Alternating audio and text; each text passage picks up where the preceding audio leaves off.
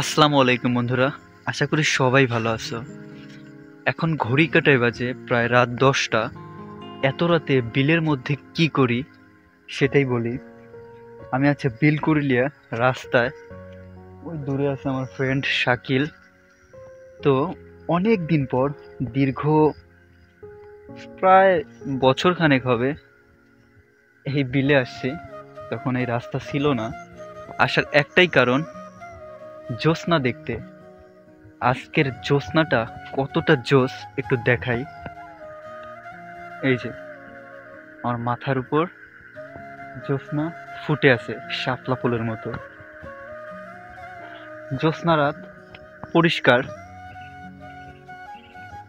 আকাশটা দেখো।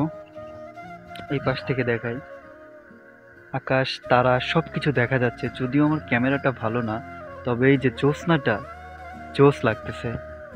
একটু সামনের দিকে যাই, ফ্ল্যাশ লাগতেছে তো চোখে, এই জন্য একটু কেমন যেন দেখতেছি না। তবে পরিষ্কার, একদম চারিদিকে পরিষ্কার। এই যে এদিকে হচ্ছে ধান কাটা হয়েছে, আমি একটু দেখাই।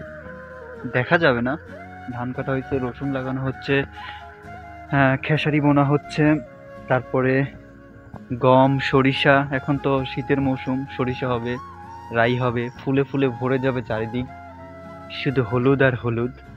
তো তখনও দেখাবো ভিডিও। শুধুমাত্র এই ভিডিওটা করার উদ্দেশ্য যে জ্যোৎস্না দেখতে আসছি, গ্রামের এই জ্যোৎস্না ভরা রাত দেখতে কতটা সুন্দর লাগে সেটাই উপভোগ করাতে আসছি। তো এই জ্যোৎস্না রাতে কে কে এভাবে ঘুরে বেরিয়েছো বা জ্যোৎস্না দেখেছো, কমেন্ট করে জানিয়ে দিও। আসলে গ্রাম মানেই একটা আলাদা রকম অনুভূতি। এখানে সবকিছু পাওয়া যায়, কোলাহল নেই, একদম নীরবতা। এই যে রাত 10টা বাজে, এখন চারিদিকে নীরবতা। এই যে পোকার ডাক শোনা যাচ্ছে, একটু শোনাই।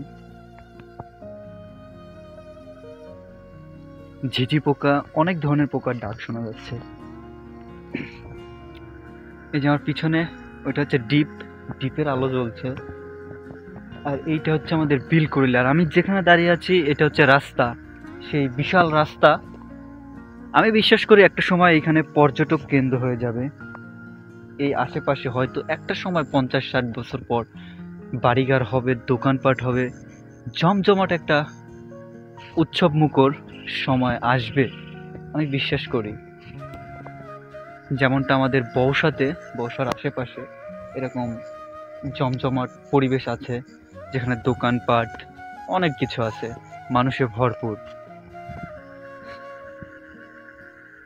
তো যাই হোক, সামনের দিকে যাই, ও ওইদিকে বসে আছে। তো দেখা হবে নতুন কোনো ভিডিওতে, নতুন কোনো গল্প নিয়ে। শুধুমাত্র একটু হাবিজাবি পেঁচাল পারতে আসলাম এই ভিডিওতে। তো সবাই ভালো থাকো, সুস্থ থাকো। আসসালামু আলাইকুম।